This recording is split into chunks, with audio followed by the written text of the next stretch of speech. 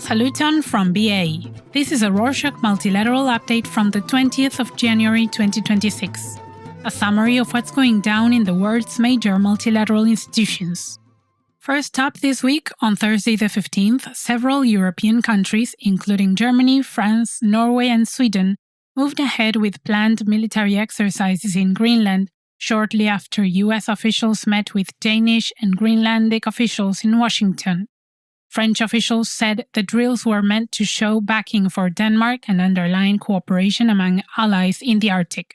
The exercises involve small numbers of troops and focus on operating in harsh northern conditions.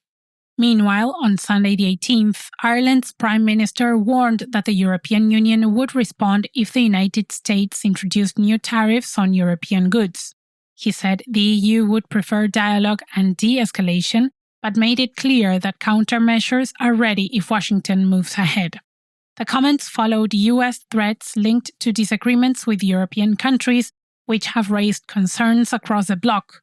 Irish officials stressed that the EU is united on trade policy and will defend its economic interests, while still pushing for talks to avoid a damaging trade standoff. In some UN news, on Thursday the 15th, the United Nations Security Council held an emergency session at the request of the United States to talk about the deadly protests sweeping Iran after weeks of nationwide demonstrations and a harsh government crackdown. US and Iranian representatives traded sharp comments with the US envoy saying Washington supports those in the streets, while Iran's deputy ambassador warned against foreign interference and said his country would respond to any offensive action. On Wednesday the 14th, Annalena Baerbock, the president of the United Nations General Assembly, spoke in Canada about her priorities for the year and warned that global cooperation through multilateral bodies is not just strained but facing real assaults from multiple directions, particularly through countries not valuing cooperation as much as they used to. She pointed to ongoing conflicts and political tensions around the world as examples of why international cooperation needs strong backing. On Friday the 16th, the Human Rights Office at the Organization for Security and Cooperation in Europe released a new report on Ukraine showing the growing toll of warfare on civilians and humanitarian efforts.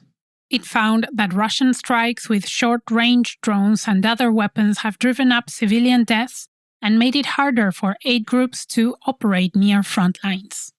The report also documented the Russian side engaging in arbitrary detentions, unfair trials, and harsh treatment of Ukrainian civilians and prisoners. It said attacks on energy and housing continue to displace people and recommended that all sides respect international humanitarian and human rights law. In some more news on Ukraine, on Friday the 16th, UNICEF said children in the country are facing one of the toughest winters since the war began, as repeated attacks on power and water systems have left millions without heat, electricity, or running water in freezing temperatures. Families are struggling to stay warm and safe. Russia has repeatedly targeted Ukraine's energy infrastructure with missile and drone strikes, hitting power plants, substations, and transmission lines to cripple electricity and heating supplies. These attacks are especially damaging in winter when millions rely on electric power and district heating to stay warm, forcing rolling blackouts and emergency repairs. By striking the grid, Russia is trying to weaken civilian morale and strain Ukraine's ability to sustain daily life during the cold months. More updates on Eastern Europe, as on Friday the 16th, Moldova officially opened a new passenger information unit with help from the International Organization for Migration to boost the country's efforts to tackle people smuggling, human trafficking, and related cross-border crimes.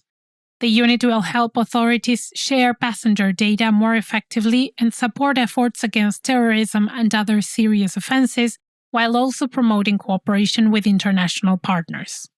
In Asia, on Friday the 16th, the International Labour Organization kicked off a 2-day workshop in Bangkok meant to give Thai trade unions stronger tools to push for safer and healthier workplaces as part of workers' rights. Union representatives from several organizations took part in training on occupational safety and health, aiming to better involve workers in shaping and monitoring conditions at their jobs. Going back to Europe for a bit, on Wednesday the 14th, Belgium's government announced it would give the United Nations Development Programme a 4-year package worth more than $30 million to help its core work until 2028. The funding is meant to be flexible, letting the UN office support rapid responses when problems pop up and also plan longer-term development efforts. On the following day, the Inter-American Development Bank completed a benchmark bond sale worth more than $1 billion, marking its biggest sterling deal ever and its first such issuance in this currency for 2026. Global investors showed strong interest.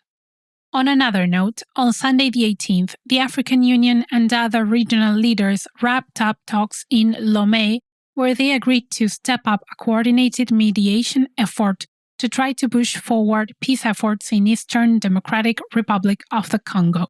They backed a mediation process led by Togo and supported a new joint secretariat and panel of facilitators to keep negotiations on track.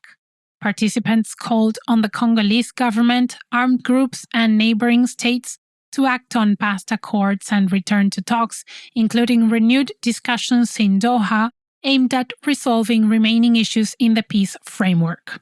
For context, conflict in the Democratic Republic of the Congo stems from weak state control after decades of corruption and war, combined with competition over mineral resources like coltan and gold. It has been fueled by the involvement of armed groups and neighboring states such as Rwanda and Uganda, leading to ongoing violence, mass displacement, and one of the world's worst humanitarian crises.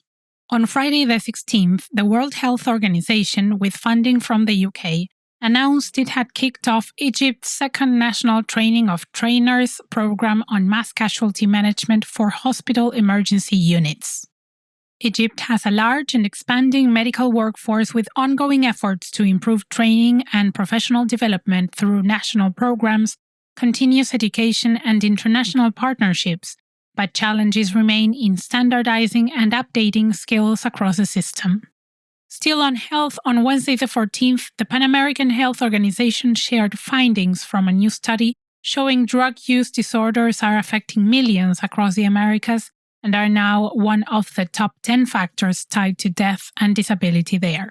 Young adults, especially men, are being hit hardest. In finance news, on Friday the 16th, the International Monetary Fund's Executive Board approved more than $415 million in an emergency financing loan for Jamaica to help deal with the fallout from Hurricane Melissa. The money is meant to help Jamaica manage urgent balance of payments needs caused by widespread damage and lost tourism income. This funding functions like a quick disbursing loan designed for emergency situations and is provided in one lump sum to help immediate relief and recovery efforts. However, Jamaica is still responsible for repaying it over time, but this kind of loan has fewer or no long-term policy conditions compared with traditional programs offered by the International Monetary Fund. And to wrap up this episode, on Wednesday the 14th, an opinion piece by columnist Gilles Paris argued that due to growing unilateral moves by the US President Donald Trump, defending legal norms and international law has become more essential than ever. Paris contended that Trump's actions are eroding checks and balances both at home and on the world stage, and that upholding legal frameworks and cooperation offers the best way to manage power politics and protect sovereign states in a shifting global landscape. To read the full piece, check out the link in the show notes. And that's it for this week. Thank you for joining us. Remember that we sell very cool t-shirts. Check them out with the link in the show notes. See you next week.